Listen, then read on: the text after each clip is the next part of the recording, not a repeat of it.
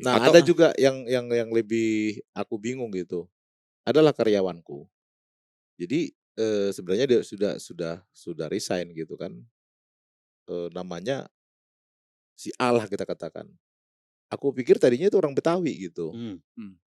Nah, pas yang aku interview kan waktu itu, terus, "Kenapa bapakmu ada marganya, kamu nggak ada?" Aku bilang Wah, gitu.